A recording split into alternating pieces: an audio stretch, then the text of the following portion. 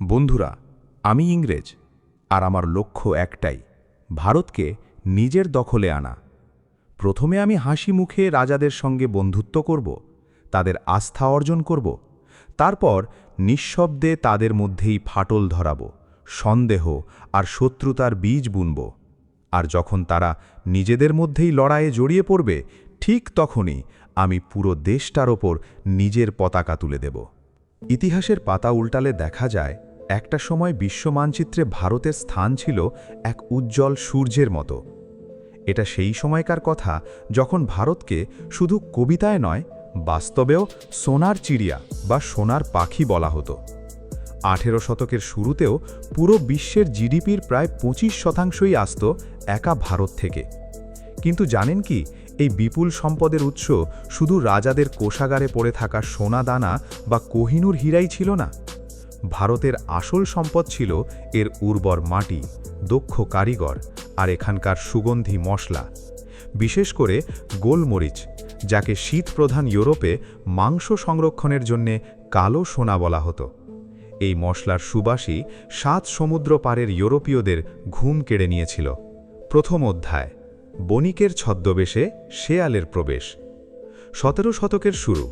ব্রিটেনে তখন গৃহযুদ্ধ আর চরম অর্থনৈতিক সংকট।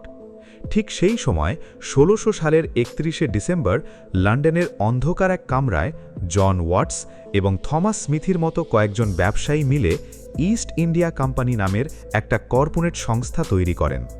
ব্রিটিশ মহারানী প্রথম এলিজাবেথ তাদের পূর্বে একচেটিয়া ব্যবসা করার আইনি ফরমান দিয়ে দেন। 1608 সালে ক্যাপ্টেন উইলিয়াম হকিন্স ব্রিটিশ জাহাজ হেক্টর নিয়ে সুরাটের বন্দরে এসে পৌঁছান। কিন্তু তখন ভারতে শক্তিশালী মুঘল সাম্রাজ্য এবং সমুদ্রে পর্তুগিজদের দাপট। হকিন্স ব্যর্থ হয়ে ফিরে যান, তবে ব্রিটিশরা দমে যায়নি। 1615 সালে রাজা প্রথম জেমসের চালাক দূত স্যার থমাস রো মোঘল সম্রাট জাহাঙ্গীরের দরবারে আসেন। তিনি মোঘল সম্রাটকে মূল্যবান সব উপহার দিয়ে বোঝান যে তারা কেবল নিরীহ ব্যবসায়ী। অবশেষে সম্রাট জাহাঙ্গীর তাদের সুরাটে প্রথম কারখানা তৈরির অনুমতি দিয়ে দেন। সেদিনের সেই সাধারণ একটা কাগজের টুকরোই যে আগামী 3 শতাব্দী ধরে ভারতের গলায় পরাধীনতার ফাঁস হয়ে বসবে, তা কেউ ঘুণাক্ষরেও ভাবতে পারেনি। দ্বিতীয় অধ্যায়, ছলনা, বিশ্বাসঘাতকতা ও পলাশির প্রান্তর। 1707 সালে মোঘল সম্রাট আওরঙ্গজেবের মৃত্যুর পর মোঘল সাম্রাজ্য তাসের ঘরের মতো ভেঙে পড়তে শুরু করে। ভারতের ছোট ছোট রাজ্যের রাজারা নিজেদের মধ্যে ক্ষমতার লড়াইয়ে মত্ত হয়ে ওঠে। আর ঠিক এই সুযোগেরই অপেক্ষায় ছিল ব্রিটিশরা। তারা তাদের দাড়িপল্লা সরিয়ে রেখে তলোয়ার হাতে তুলে নেয়। তাদের ললুচানো নজর পড়ে তৎকালীন ভারতের সবচেয়ে ধনী প্রদেশ বাংলার ওপর। 1757 সাল 23শে জুন, ইতিহাসের সেই অন্ধকার দিন। পলাশির প্রান্তরে বাংলার তরুণ নবাব সিরাজউদ্দৌলার 50,000 সেনার বিশাল বাহিনী মুখোমুখি হল ধূর্ত রবার্ট ক্লাইভের মাত্র 3000 সেনার ছোট ব্রিটিশ বাহিনী। কিন্তু যুদ্ধ শুরুর আগেই ব্রিটিশরা কিনে নিয়েছিল নবাবের প্রধান সেনাপতি মীর জাফরকে। মীর জাফরের বিশ্বাসঘাতকতায় নবাবের সেনাবাহিনীর একটা বড় অংশ অস্ত্রই তুলল না। বৃষ্টিতে নবাবের বারুদ ভিজে গেল, কিন্তু ব্রিটিশরা তাদের বারুদ ত্রিপল দিয়ে বাঁচিয়ে রেখেছিল। নবাব সিরাজউদ্দৌলা পরাজিত ও পরে নিহত হলেন। এই একটিমাত্র যুদ্ধে ভারত তার স্বাধীনতা হারিয়ে ব্রিটিশদের পরোক্ষ শিকলে বাধা পড়ল। এরপর 1764 সালের বক্সারের যুদ্ধে জিতে ব্রিটিশরা বাংলা, বিহার ও উড়িষ্যার রাজস্ব আদায়ের আইনি ক্ষমতা বা দেওয়ানি পেয়ে গেল। এরপর থেকে ব্রিটিশদের আর নিজেদের পকেটের টাকায় ভারতের জিনিস কিনতে হতো না। ভারতের কৃষকদের কাছ থেকে আদায় করা করের টাকাতেই তারা ভারতের সম্পদ কিনে বিদেশে চালান করতে শুরু করল। তৃতীয় অধ্যায়, লুণ্ঠনের ভয়ঙ্কর রূপ, শিল্প ধ্বংস ও রক্তমাখা নীল। ক্ষমতা হাতে পেয়েই ব্রিটিশরা ভারতের অর্থনীতির মেরুদণ্ড ভেঙে দেওয়ার ছক করল। দাদাভাই নৌরোজি যাকে বলেছিলেন ড্রেইন অফ ওয়েলথ বা সম্পদের নির্গমন। একসময় বাংলার মসলিন ও তাঁতের কাপড়ের বিশ্বজোড়া খ্যাতি ছিল। ঢাকার মসলিন এত মিহি ছিল যে পুরো একটা শাড়ি একটা আংটির ভিতর দিয়ে গলে যেত।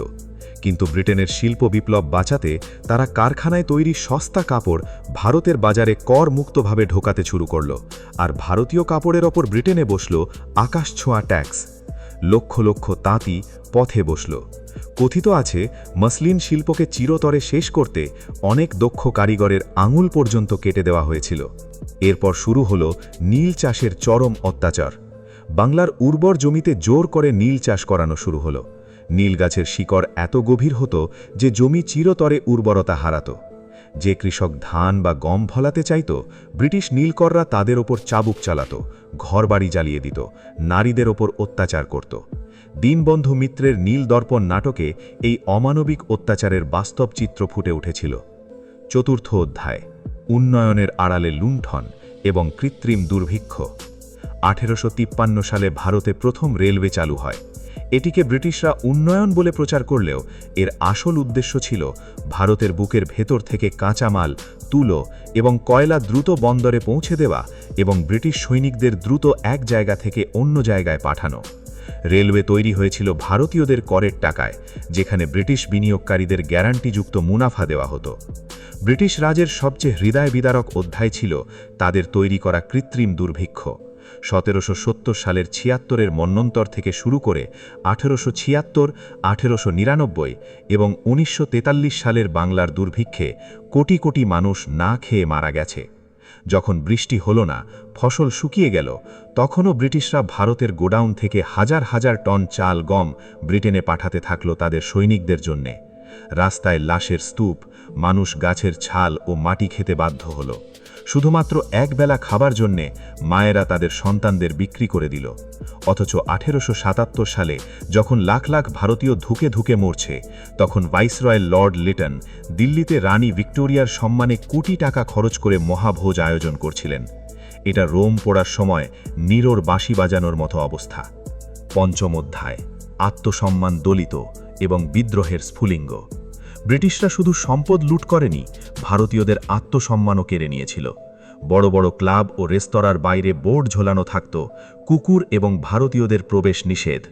লর্ড মেকলের শিক্ষানীতির মাধ্যমে তারা এমন একদল কেরানি তৈরি করতে চায় যারা রক্তে ভারতীয় হলেও চিন্তাভাবনায় হবে ব্রিটিশদের গোলাম।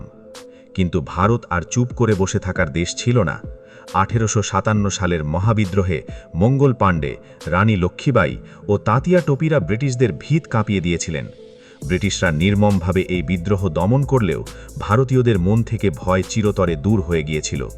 1905 সালে বাংলাকে ধর্মের ভিত্তিতে ভাগ করে তারা ভাগ করো এবং শাসন করো নীতি প্রয়োগ করে। এরপর 1919 সালের 13ই এপ্রিল এলো সেই ভয়াল দিন। অমৃতসরের জালিয়ানওয়ালাবাগে হাজার হাজার নিরস্ত্র নারী, পুরুষ ও শিশুর ওপর বিনা সতর্কতায় গুলি চালানোর নির্দেশ দিল জেনারেল ডায়ার।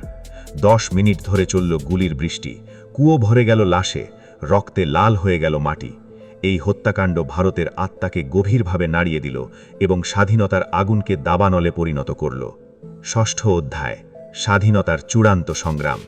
স্বাধীনতার সংগ্রাম মূলত দুই ধারায় বইতে শুরু করল। একদিকে মহাত্মা গান্ধীর নেতৃত্বে অহিংস আন্দোলন, অসহযোগ, ডান্ডি মার্চ এবং ভারত ছাড়ো আন্দোলন ব্রিটিশদের নাজেহাল করে দিল। মানুষ হাসতে হাসতে লাঠির বাড়ি খেল এবং জেলে গেল। অন্যদিকে ভগৎ সিং, রাজগুরু, সুখদেব, চন্দ্রশেখর আজাদের মতো বিপ্লবীরা প্রমাণ করলেন যে বধিরদের শোনাতে হলে বড় ধামাকার প্রয়োজন হয়। ফাঁসির মঞ্চে ভগৎ সিংয়ের হাসি লাখ লাখ তরুণকে বারুদে পরিণত করল। দ্বিতীয় বিশ্বযুদ্ধ শুরু হলে নেতাজি সুভাষচন্দ্র বসু দেশের বাইরে গিয়ে আজাদ হিন্দ ফৌজ তৈরি করলেন। তার ডাক, তোমরা আমাকে রক্ত দাও, আমি তোমাদের স্বাধীনতা দেব, সারা ভারতে কাঁপন ধরিয়ে দিল। 1946 সালে বোম্বাইতে রয়্যাল ইন্ডিয়ান নেভির ভারতীয় নৌসেনারা যখন ব্রিটিশদের বিরুদ্ধে বিদ্রোহ ঘোষণা করল এবং জাহাজ থেকে ব্রিটিশ পতাকা নামিয়ে তেরঙ্গা ওড়াল, তখন ব্রিটিশরা বুঝে গেল যে সেনাবাহিনী দিয়ে আর ভারতকে দমিয়ে রাখা সম্ভব নয়। অবশেষে সময় এলো। ব্রিটিশ প্রধানমন্ত্রী ক্লিমেন্ট অ্যাটলি ভারত ছাড়ার ঘোষণা করলেন। লর্ড মাউন্টব্যাটেন এলেন ক্ষমতা হস্তান্তরের জন্যে। কিন্তু 350 বছর আগে যারা একটা দাড়িপাল্লা হাতে ভিখারির মতো এই দেশে এসেছিল, যাওয়ার সময় তারা দিয়ে গেল দেশভাগের এক দগদগে ক্ষত। ভারত ও পাকিস্তান, র্যাডক্লিফ লাইনের এক আঁচড়ে দেশটাকে ভাগ করে দেওয়া হলো। 1947 সালের 15ই আগস্ট মধ্যরাতে যখন পুরো বিশ্ব ঘুমোচ্ছে, ভারত তখন তার স্বাধীনতা ও জীবনের দিকে জেগে উঠল। দিল্লির লালকেল্লা থেকে নামানো হলো ইউনিয়ন জ্যাক, সগর্বে উড়ল ভারতের তেরঙ্গা। কিন্তু এই স্বাধীনতার উল্লাসের সাথেই মিশেছিল দেশভাগের দাঙ্গায় নিহত লাখো মানুষের রক্ত আর ঘর ছাড়া কোটি মানুষের চোখের জল। ব্রিটিশ রাজের ইতিহাস আমাদের এই শিক্ষাই দেয় যে নিজেদের ভেতরের বিভেদই শত্রুকে ঘরে ঢুকতে পথ করে দেয়। বিশ্বের সবচেয়ে ধনী দেশকে সর্বস্ব সাৎ করে ব্রিটিশরা চলে গিয়েছিল, কিন্তু তারা ধ্বংসস্তূপের নিচে যে ভারতকে রেখে গিয়েছিল, সেই ভারত আজ নিজের ছাই ভস্য থেকে ফিনিক্স পাখির মতো আবার জেগে উঠেছে। 200 বছরের পরাধীনতা ও লুণ্ঠন পেরিয়ে ভারত আজ আবারও বিশ্বমঞ্চে এক অন্যতম পরাশক্তি হিসেবে মাথা তুলে দাঁড়িয়েছে।